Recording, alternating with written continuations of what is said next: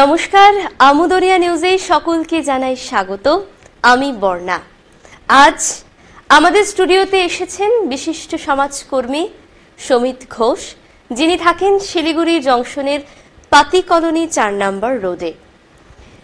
তিনি সমাজের যে অংশের জন্য কাজ করেন, তাদের কথা ভাবেন, তাদের জন্য কিছু করবেন, এমন সমাজকর্মীর সংখ্যা কিন্তু বড়ই সীমিত।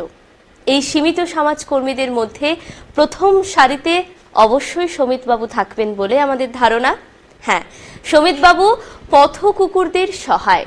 তিনি বছরের পর বছর ধরে রোজ দুবেলা কুকুরদের একটি মস্ত বড় দলকে খাওয়ান, তাদের জন্য নিজে খাবার বানান, সেই খাবার পৌঁছে দিতে ছোটেন।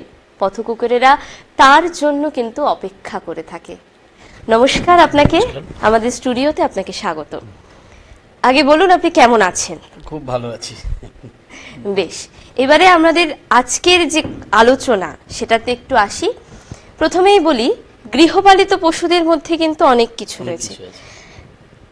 তো তার মধ্যে থেকে এই বেড়াল, তারপরে ধরুন আপনার পাখিদের মধ্যে যদি বলি টিয়া, ময়না, এসবকে বাদ দিয়ে কুকুরের কথাই কেন প্রথম মাথায় এলো, বা কুকুরকে আপনি এত কেন ভালোবাসেন?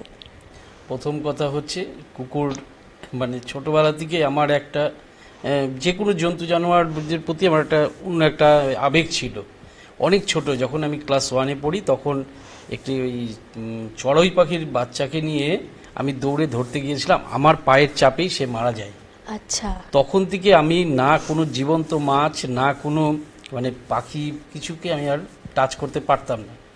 আমার বাড়িতে একটি মানে সারমেয় নিয়ে এসেছিলাম। প্রথম তাকে যখন আমি খাওয়া দিচ্ছি, আর রাস্তার কিছু মানে যারা সারমেয়গুলো তাকিয়েছিল, সেদিন প্রথম আমার মনে হলো যে আমরা তো ওকে লালন পালন করছি, কিন্তু ওদেরকে কে দেখবে। তখন ওর সাথে সাথে ওই 4 জনকে খাবার দেওয়া শুরু করলাম। করতে করতে এই আমার পথ মানে চলা শুরু। তখন থেকে এইভাবেই আগিয়ে গিয়েছি আমি। আচ্ছা, আপনি কত বছর ধরে করছেন? আমি মানে আমার সারমেয়র বয়স, উনি এই বাচ্চাটা মারা গেল কিছুদিন আগে, কয়েক মাস আগে, 17 বছর ধরো সামথিং, মানে প্রায় 18 বছরের মতো আমি করছি।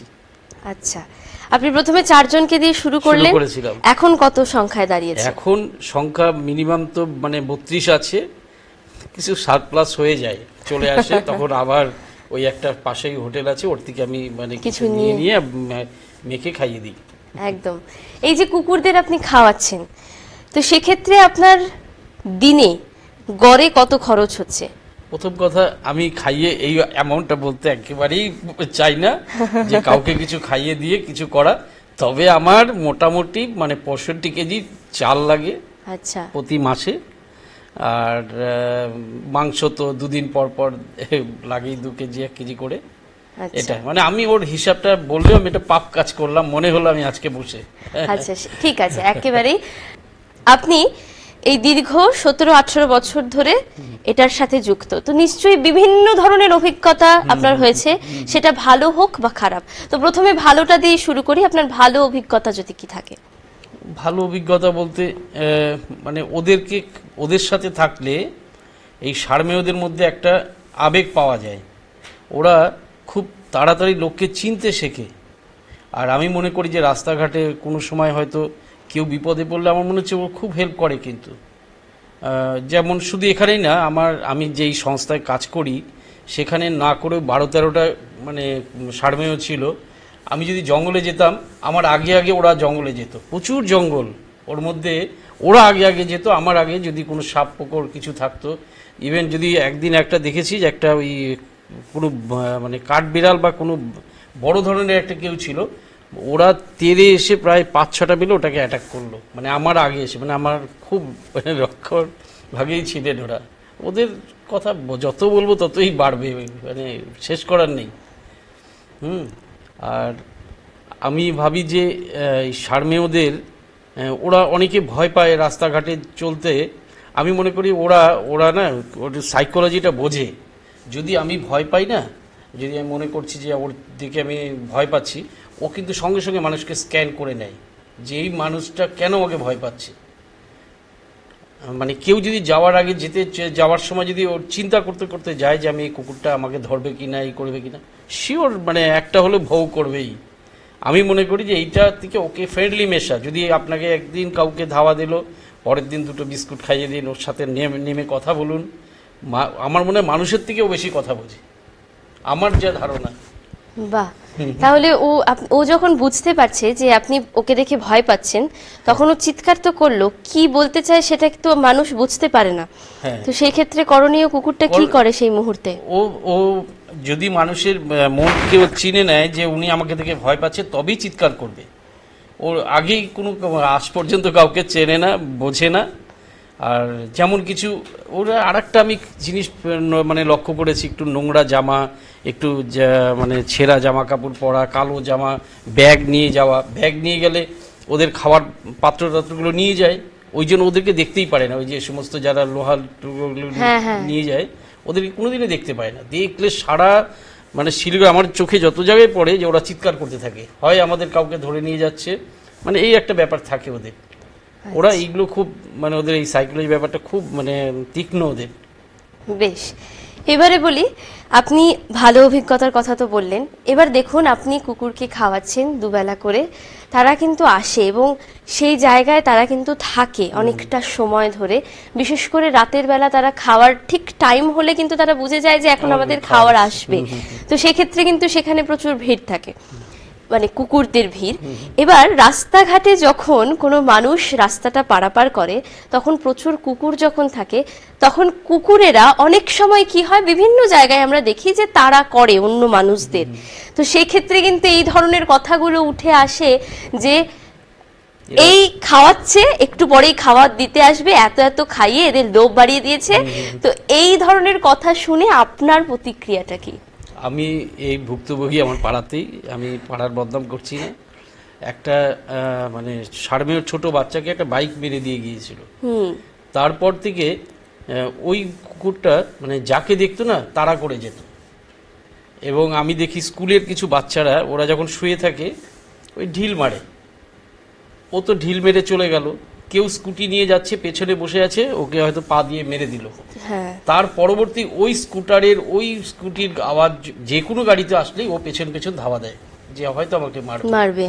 একদিন একটা ওই টোটো গাড়ি মানে ওই অটো গাড়িগুলো একটা পেটের উপর দিয়ে চলে গেছে, লাগেনি সেরকম, কিন্তু ওই অটোগুলো আসলেই ওরা তেড়ে যেত, মানে পেছন পেছন ধাওয়া দিতে যাবে, আমি দেখেছি। আর একটা ব্যাপার, যখন আমি খাবার দিতে যাব তখনই ওরা আমার প্রতি না একটু অ্যাক্টিভ হয়ে যেত। কেউ বাইক নিয়ে খুব স্পিডে যাচ্ছে, তার পিছনে অনেকক্ষণ দৌড়ে যেত, মানে আমাকে সেভ করার জন্য। আমি ওই আমাদের ওই আশপাশে যারা দোকানদাররা আছে বললো, সুমিতদা তুমি আসলেই ওদের পাওয়ার বেড়ে যায় দেখি। আমি তা না, ওরা যে জোরে যাচ্ছে, ওরা ভাবছে যদি আমাদের প্রভুকে অ্যাক্সিডেন্ট করে কিছু করে, ওরা অনেক সচেতন এই সব ব্যাপারে।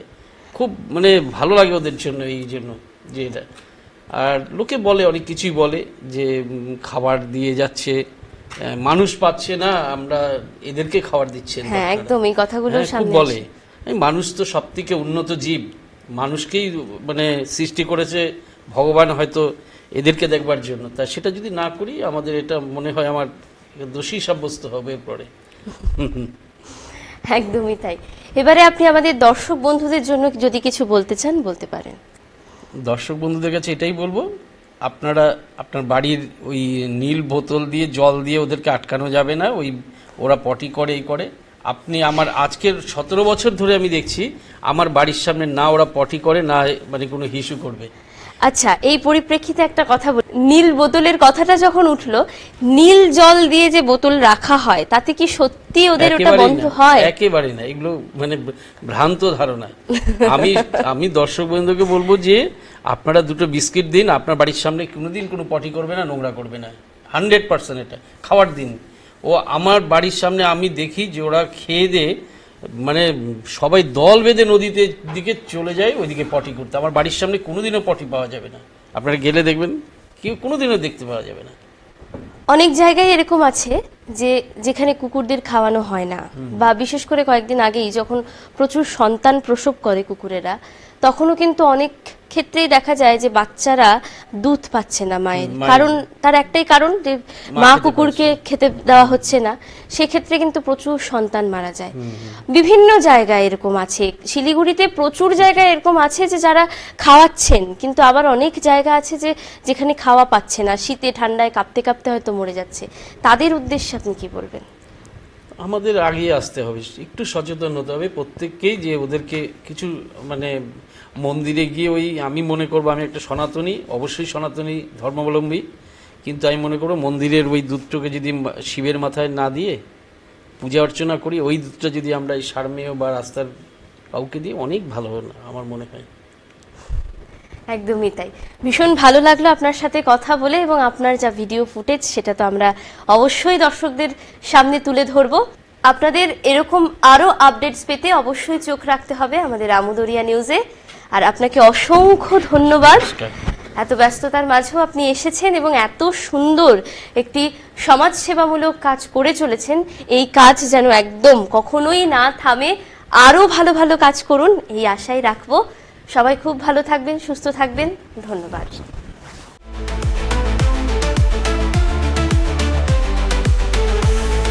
Amudoria News, Voice of the Marginal.